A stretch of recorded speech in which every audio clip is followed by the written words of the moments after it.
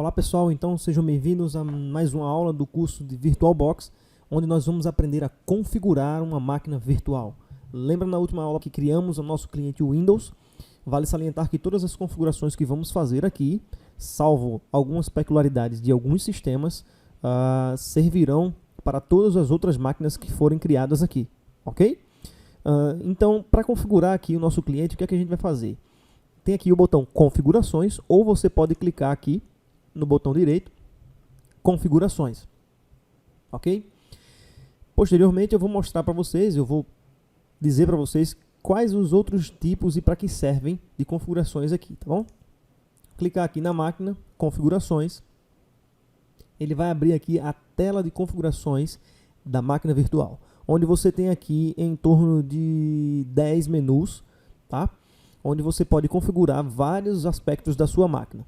Pessoal, toda máquina virtual ela é criada de acordo e semelhantemente a uma máquina real, tá? Vale salientar que tudo que for atribuído nessa máquina virtual vai ser consumido da sua máquina real, beleza? E uma vez que ela for consumida da sua máquina real, você tem que prestar atenção para que não onere o seu desktop, o seu notebook ou a máquina que você está fazendo de laboratório, ok? Em detrimento à máquina virtual. Tudo bem? Então vamos lá. Eu tenho aqui a aba geral, onde nessa aba geral eu tenho aqui outros submenus, que é o básico, avançado, descrição e criptografia. Tá bom? O básico, ele mostra o nome, o tipo, que nós escolhemos anteriormente, e a versão, tá, do nosso sistema, que podem ser mudadas de acordo com a necessidade. Temos aqui esse menu avançado, que possui a pasta do snapshot, onde você vai tirar os snapshots da sua máquina, ok? O que seria um snapshot? Seria uma foto da máquina, ou seja, elas tiram a foto do estado atual da máquina para que você possa fazer qualquer outro tipo de modificação e posteriormente voltar para aquele estado anterior, tá? Existe aqui a área de transferência compartilhada, está desabilitado. O que significa isso? A área de transferência compartilhada significa que quando um complemento ele é ativo, você pode colocar aqui hospedeiro para convidado, o que é o hospedeiro? Máquina real para a minha máquina virtual, convidado para hospedeiro, ou seja, máquina virtual para a minha máquina real, e bidirecional, ambos, real ou virtual. O que é isso? Se você pode clicar ou dar um Ctrl V, ou Ctrl C, ou Ctrl V aí, e a área de transferência vai ser compartilhada. Você pode compartilhar, você pode copiar coisas da máquina virtual para a máquina real e da máquina real para a máquina virtual, estando nesse modo bidirecional. Assim também serve para arrastar e soltar. Você pode clicar aqui em bidirecional e instalar a sua máquina arrastando e soltando, pegando alguma coisa da máquina real para a máquina virtual, ok? Em descrição, você pode colocar uma descrição aqui referente à máquina, certo? Você pode descrever o que ela vai ser, qual o propósito dela. Em criptografia, esse criptografia aqui ele vai fazer com que o HD seja criptografado, ok? As informações do HD sejam criptografadas e você pode atribuir uma senha, tá? Para que no momento que você executar essa máquina virtual, ele solicite uma senha e a segurança dela seja aplicada. Perfeito? Na aba Sistemas, nós temos 3 submenus importantíssimos. Temos aqui placa-mãe, é onde você vai ver a memória base, a memória real da sua máquina, aqui, certo? No meu caso, 6 GB, tá? E a memória que você pode atribuir até lá, certo? Na minha máquina virtual eu atribuí 1 GB, que está confortavelmente para a minha máquina, ou seja, porque a minha máquina real ela requer um valor para poder sustentar meu sistema operacional e vai também alocar na memória 1 GB para a máquina virtual. Deu para entender? Por isso que é importante você dimensionar corretamente de acordo com a memória que você tem. Elton, mas eu não tenho uma memória muito boa, eu tenho 2 GB de memória. Tudo bem, existem sistemas que funcionam com 768 apenas de memória. Você utiliza um pouco mais e instala, depois que você voltar, depois que terminar a instalação, no caso, você coloca aí menos memória para ela funcionar, certo? Existe o processador, ele mostra a quantidade de CPUs que tem na tua máquina e quanto é confortável para você atribuir para uma máquina virtual, certo? Tem aqui a restrição de execução, que é sempre 100%, ele habilita o recurso que você está colocando para ele 100%, ok? Ele traz até uma breve descrição aqui, ó. Pronto, restrição de execução, vamos ver. limita a quantidade de tempo de cada CPU virtual, que cada CPU virtual terá para execução. Cada CPU virtual terá até essa porcentagem do tempo total de processamento disponível em uma CPU física. A restrição de execução pode ser desabilitada colocando-se um valor de 100%, caso defina um valor muito baixo. A máquina virtual poderá ficar muito lenta para responder. Então isso aqui é a velocidade de resposta do CPU, ok?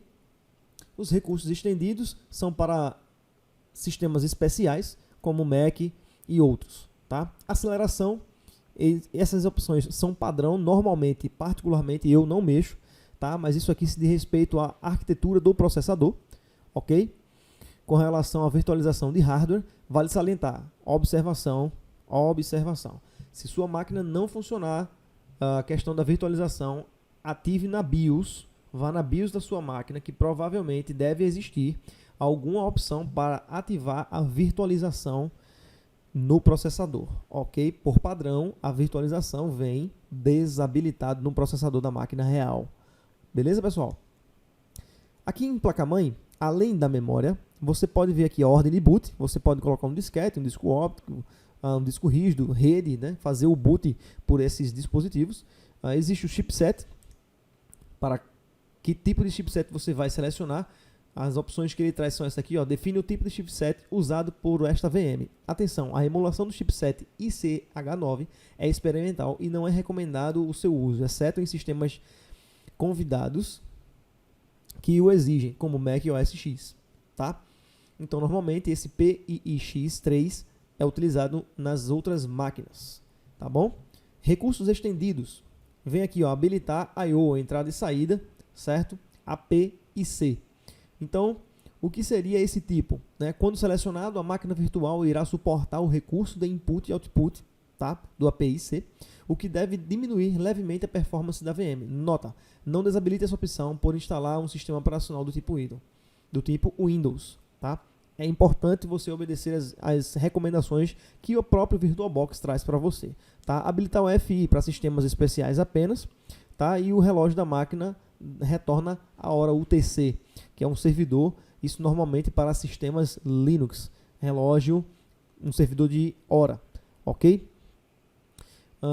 Quando eu devo ativar essas opções? Normalmente em sistemas especiais, tá? Como por exemplo, habilitar o EFI, quando você estiver colocando aí, por exemplo, um Mac OS X para rodar aqui, certo? Monitor, aba monitor. Você tem aqui a quantidade de telas e a quantidade de vídeo disponível, memória de vídeo disponível, que você pode atribuir para essa máquina, tá? Quantidade de monitores, 1, 2 até 8, dependendo de quantas placas de vídeo você tiver aí. Você pode utilizar, né, a quantidade de monitores disponíveis. Fator de escalonamento. Então, o fator de escalonamento determina o fator da escala para a tela do convidado. Ou seja, esse fator vai fazer com que o monitor responda da melhor forma possível na tua máquina virtual, ok?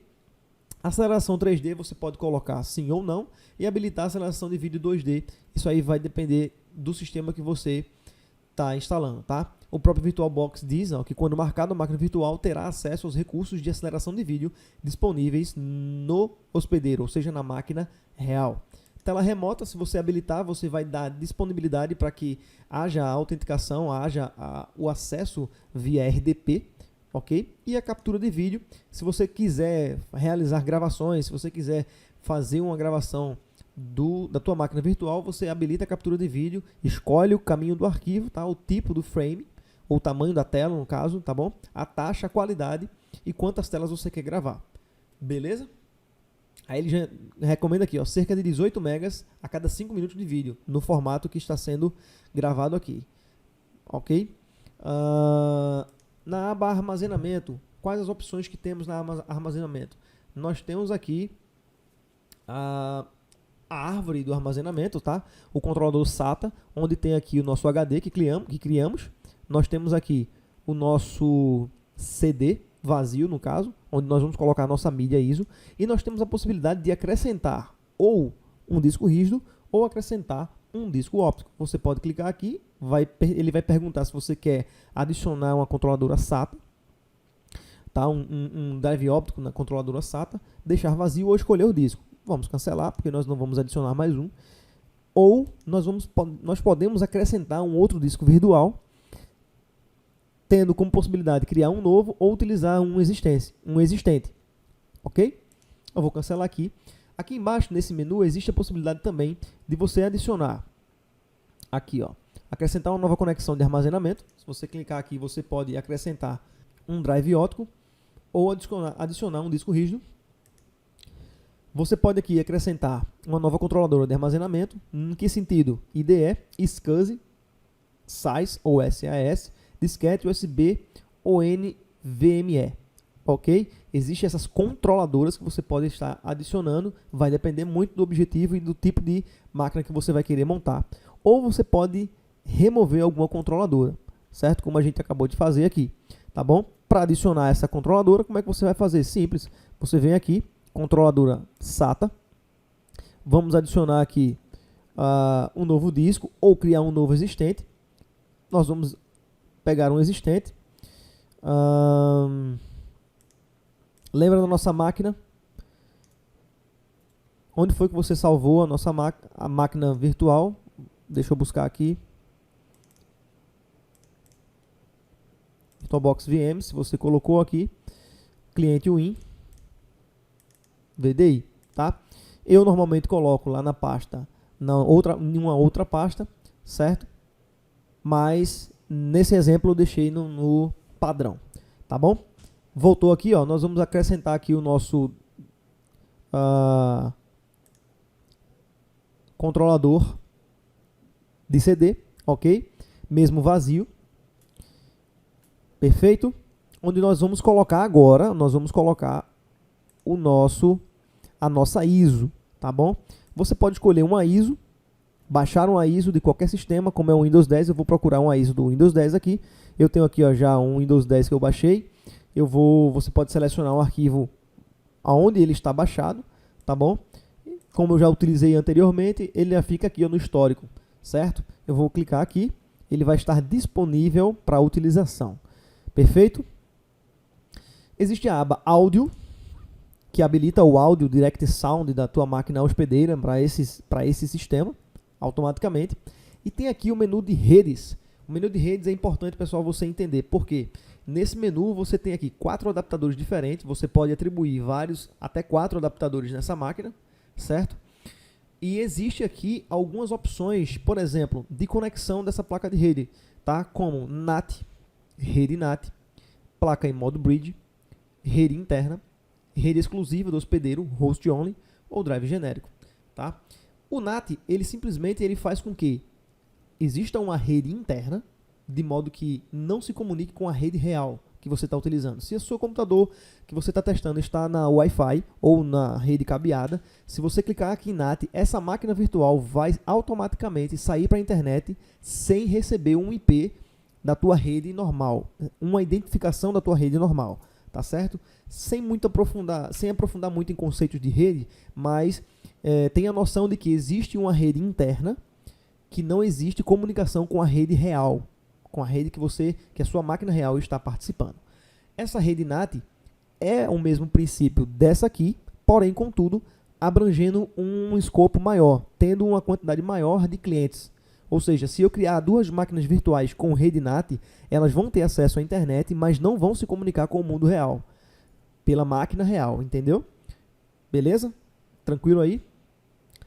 Placa de rede ou placa em modo bridge. O modo bridge, ele funciona da seguinte forma: se você selecionar esse modo bridge, ele vai assumir que a sua máquina virtual é um cliente válido para sua rede real. Sendo assim, ele vai receber uma identificação da rede real e vai poder se comunicar pela rede com a sua máquina física. Entende? Então, se por exemplo ele recebe um IP número 1, recebe um IP 192.168.0.1, se você colocar a sua máquina virtual aqui em modo bridge, ele vai receber o IP 192.168.0.2 e elas vão poder se comunicar pela rede, ok? Rede interna é uma rede exclusiva que pode ser criada e configurada. Mais à frente eu vou mostrar como é que você configura essa rede interna, assim como a rede exclusiva do hospedeiro, que também pode ser configurada para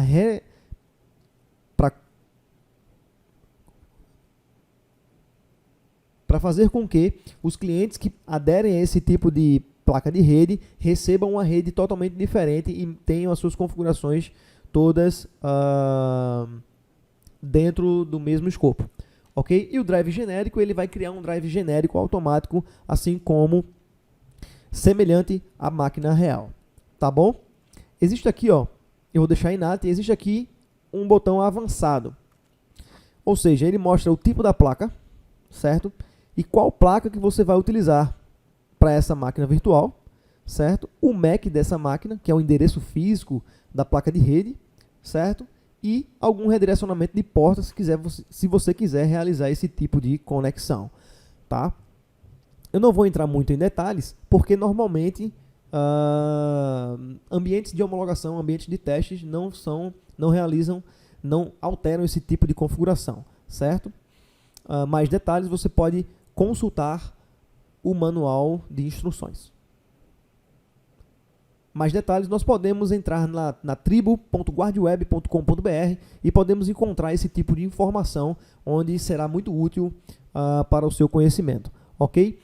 O tipo de placa que nós vamos utilizar aqui, você pode escolher aqui entre a placa real, entre a placa Wi-Fi ou a placa de rede cabeada, tá bom? Vamos dar continuidade. Portas seriais. Nesse menu, portas seriais, existe aqui 4 portas também, assim como a placa de rede, certo? Mas aqui ele funciona com a COM, né? Por exemplo, essa entrada de mouse seriais, para você, por exemplo, fazer alguma configuração em switches, né? Você pode fazer com que esse cliente, essa máquina virtual aqui, receba esse tipo de configuração aqui, beleza? USB. A controladora USB, ela funciona da seguinte forma: para que ela realmente funcione, existe uma extensão que deve ser baixada no site oficial, onde essa extensão vai habilitar a utilização desse tipo de controladora 3.0 ou 2.0, beleza? Você pode adicionar aqui os dispositivos, criando apenas aqui, ó. Você pode acrescentar um novo filtro USB com todos os campos definidos, inicialmente para valores vazios, tá? Esse filtro criado desta maneira irá englobar qualquer dispositivo USB conectado, ou você pode adicionar algum tipo de USB que esteja conectado na sua máquina real, certo? Se você colocar aí na sua máquina real agora um USB, você clica aqui e escolhe qual é o USB que você deseja, beleza? Se você clicar aqui, ele vai criar um filtro e vai englobar a todos, tá bom? Que possam estar conectados. Sendo assim, vai fazer parte, né, da máquina virtual, tudo aquilo que está conectado na sua máquina na porta USB. Perfeito? Pastas compartilhadas. Da mesma forma, uma vez instalado aquele pacote de extensão, você pode criar uma pasta compartilhada dizendo qual é a pasta que você quer compartilhada na sua rede real, tá bom? Por exemplo, a minha pasta músicas aqui, se eu selecionar ela vai estar compartilhada quando eu criar minha máquina e instalar o meu sistema. Então, assim que eu ligar a minha máquina virtual, automaticamente essa pasta vai ser mapeada para que eu possa ter acesso de uso na minha máquina real. Beleza? Eu posso colocar as permissões de leitura e montar automaticamente. Se eu não clicar aqui na apenas leitura, automaticamente eu terei acesso à escrita. Eu posso modificar os dados. Beleza? Vou cancelar aqui. Interface do usuário. Interface do usuário automaticamente é um tipo de opção onde você pode modificar os ícones que vão aparecer na sua máquina virtual. Normalmente, no rodapé da máquina virtual vai aparecer esses ícones aqui, ó. Se você clicar aqui, ele não vai aparecer. Porém, clicando aqui, ele vai estar disponível para sua visualização. Ok? Aqui em cima é o menu que vai estar disponível para sua utilização também, e o tipo de menu e o que ele traz para você aqui. Certo? Você pode tirar aqui o teclado, tirar a integração com o mouse e assim vai. Certo? Fica a seu critério. Dando OK aqui, todas as configurações estão prontas para serem usadas. Basta você iniciar a sua máquina virtual, ok? E ela vai ler o CD que nós colocamos lá, certo? Lembrando que o CD para leitura, tá? Aqui ele mostra aqui. Deixa eu ver aqui. Não, lembrando que o CD para leitura está lá em armazenamento e eu escolho aqui a ISO que eu desejo. Beleza, pessoal? Através desse ícone aqui no canto. alguma dúvida. Se você tiver em dúvida, posta lá na nossa tribo.guardweb.com.br e você vai encontrar ali muita gente que vai compartilhar da sua opinião e lhe ajudar com relação à sua dúvida, tá bom? Então, essas são as configurações da máquina virtual. Fique conosco, até a próxima aula.